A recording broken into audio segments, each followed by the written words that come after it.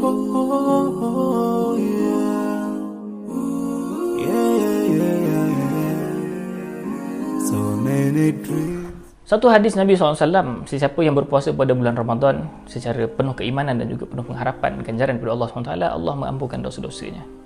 Dan juga ada hadis yang berbunyi lebih kurang sama, sesiapa yang menghidupkan malam-malam bulan Ramadan, menghidupkan bulan Ramadan, man qama Ramadan, dia juga diampunkan dosanya. Dan juga satu hadis yang juga berbunyi sama, sesiapa yang menghidupkan Lailatul Qadar, maka dengan penuh keimanan dan pengharapan, maka Allah mengampunkan dosa-dosanya.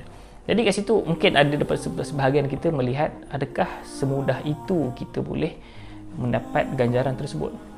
Jadi saya cuba rungkai permasalahan ini supaya kita tidak melihat perkara itu dengan kita punya pandangan-pandangan yang silap dan seumpamanya. Yang pertama, ganjaran di sisi Allah Subhanahu Wa Taala dia bukan seperti mana yang kita bayangkan.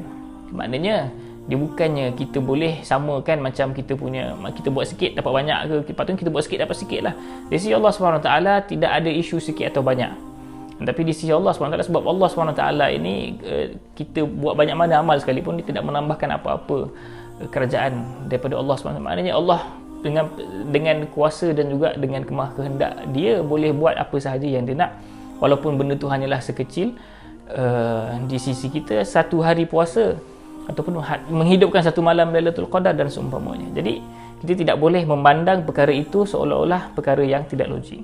Dan yang kedua adalah setiap ganjaran itu terikat dengan sebab, syarat dan juga tidak ada penghalangnya.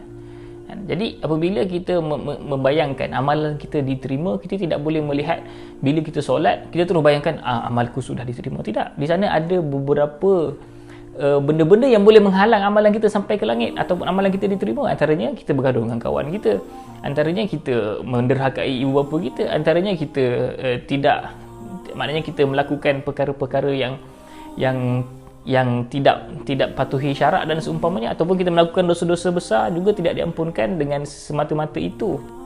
Dosa besar boleh diampunkan dengan taubat nasuha, bukan dengan berpuasa.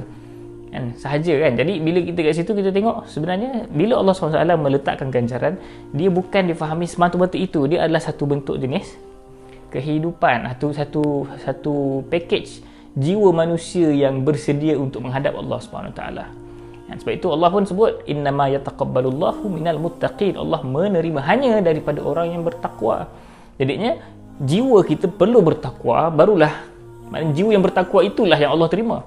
Bukan jiwa entah mana-mana Ramadan je jadi baik terus. Sebab apa nak dapat tu? Walaupun itu tidaklah ada masalah, sebab kat situ sebagai satu titik perubahan, tetapi hanya melihat Ramadan sebagai jalan keluar ataupun istilah dia shortcut, maka orang begini bahaya. Samalah juga dengan orang yang berpuasa pada hari Arafah yang diampunkan puasa setahun sebelum dan setahun selepas.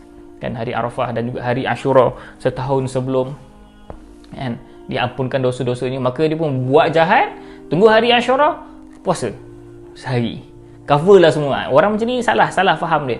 Sebab Allah SWT apabila meletakkan ganjaran itu, di sana ada beberapa syarat-syarat yang sepatutnya kita kena sedar di dalam kehidupan kita, dan juga sepatutnya kita kena faham di dalam nas-nas hadis yang lain dan juga nas-nas Quran yang lain yang menunjukkan kepada perkara tersebut.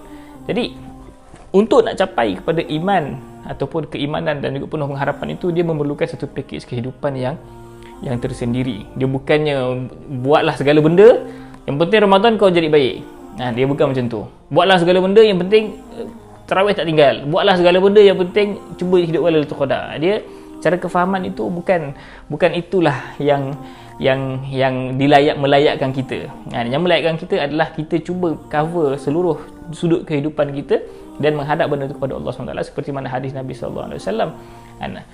Ada satu hadis Nabi SAW yang mengatakan ada seorang itu yang tolas safar, dia perjalanan jauh, ash'asa aghbar, maknanya dia punya kepalanya kusuk masai, penuh debu-debunya,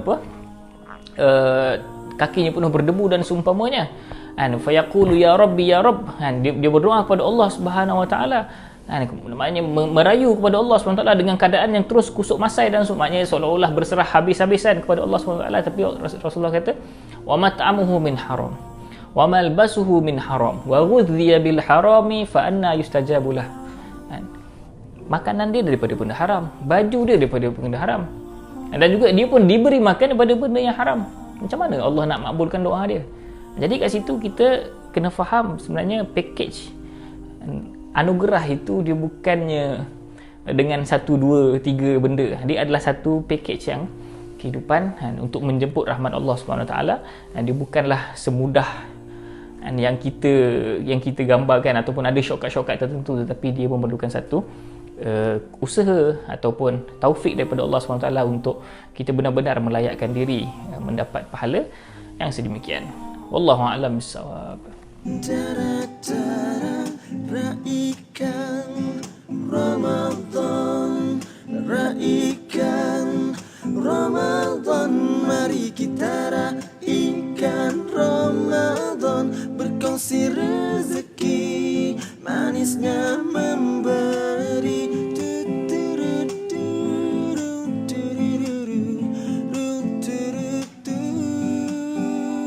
Berkongsi rezeki, manisnya memberi.